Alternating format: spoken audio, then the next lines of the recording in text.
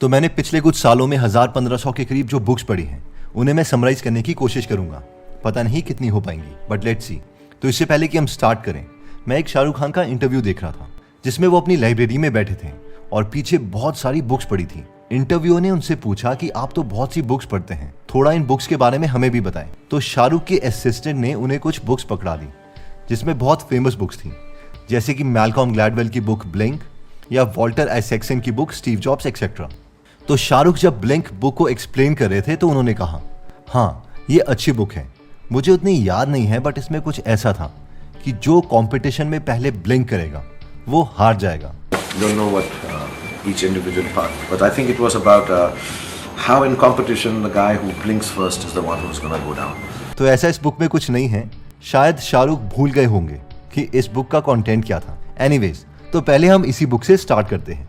Blink में Malcolm Gladwell ने intuition judgement के बारे में बात की है कि कई बार जो हम फास्ट डिसीजंस लेते हैं वो ज्यादा एक्यूरेट होते हैं उन डिसीजंस के कंपैरेटिवली जो हम बहुत ही सोच समझ कर लेते हैं। इसका एक एग्जांपल जो बुक में दिया जाता है वो है कि 1983 में लॉस एंजलिस के एक म्यूजियम ऑलमोस्ट 70 करोड़ की पुरानी मूर्ति खरीदने वाले थे।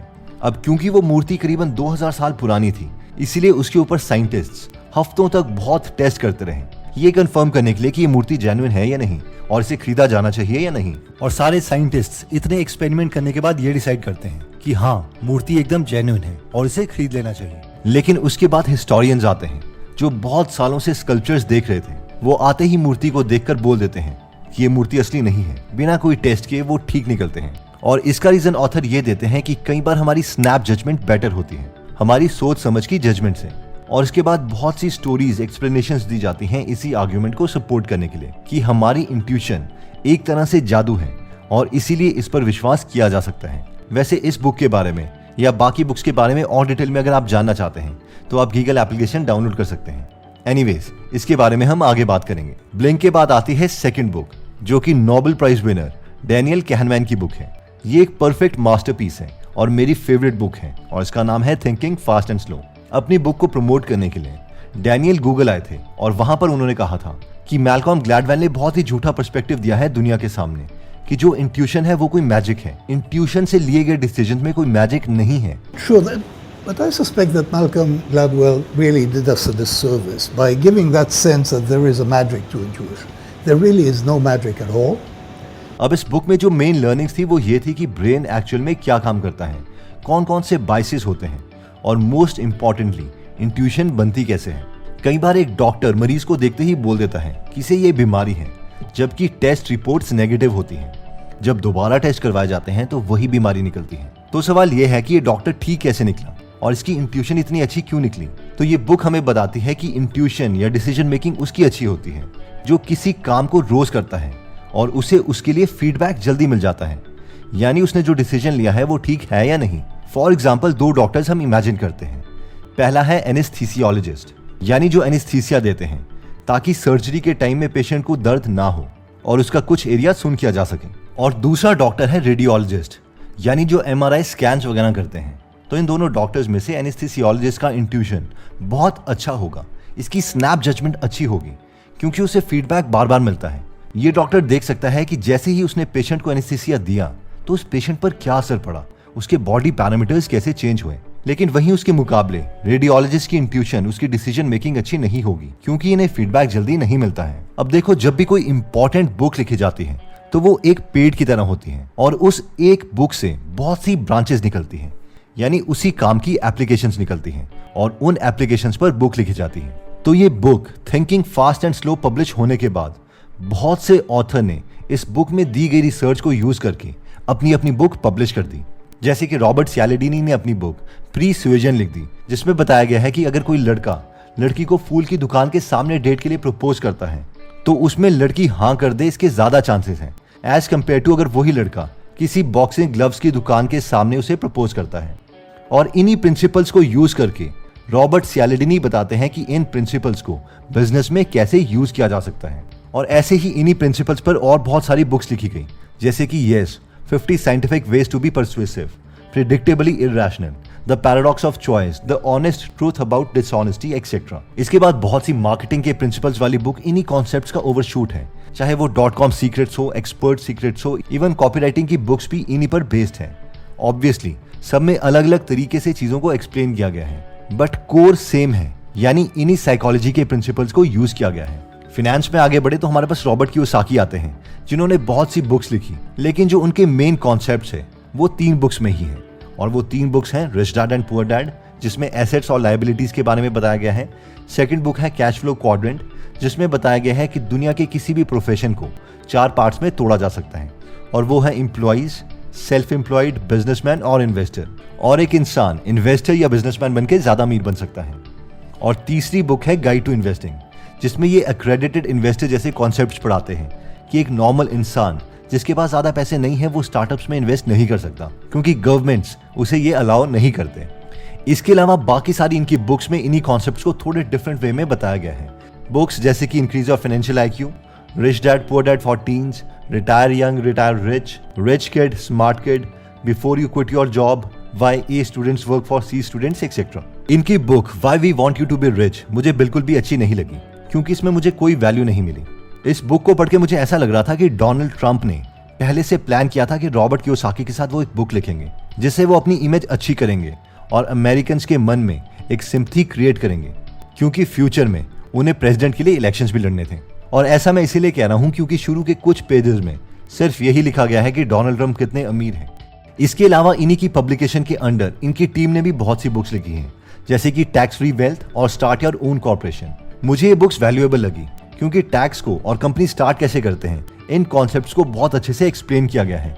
ये अमेरिकन ऑडियंस के लिए ज्यादा रेलिवेंट है, लेकिन हमारे लिए भी ये वैल्यूएबल है क्योंकि इन्हीं कॉन्सेप्ट्स को सिंपल वे में एक्सप्लेन किया गया है। इसके बाद आती है इन्वेस्टिंग। सबसे पहले आता है जॉन सी बॉगल की थ्योरी, जो है इंडेक्स फंड्स की फेवर में, कि एक एवरेज इंसान को अपने देश के इंडेक्स फंड्स में बहुत ज्यादा लंबे समय के लिए इन्वेस्ट कर देना चाहिए और इससे वो बहुत अमीर बन सकता है। और इनकी फेमस बुक्स हैं the little book on common sense investing, Bogle on mutual funds, common sense on mutual funds, stay the course etcetera. I love this man और मैं इनकी थ्योरी से पूरा सहमत हूँ। इसके बाद आता है पीटर लिंच, जो सिंगल कंपनीज में कैसे इन्वेस्ट करते हैं उसे उन्होंने बहुत ही सिंपल वे में समझाया है। इन्होंने भी 3 बुक्स लिखी हैं, learn to earn, one upon the wall street और बीटिंग द स्ट्रीट।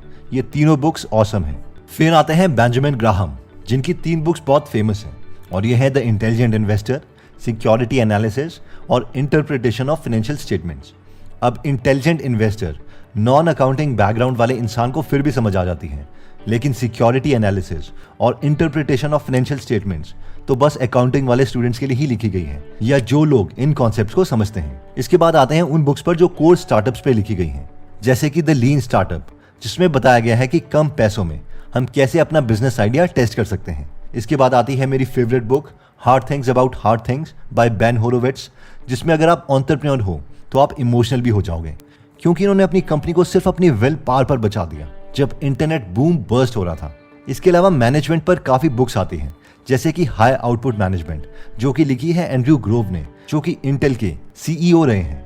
वो बताते हैं कि एक रेस्टोरेंट में लोगों को खाना खिलाना और पूरे देश के रेस्टोरेंट्स को चलाने में कितना बड़ा डिफरेंस है और ये कैसे किया जा सकता है।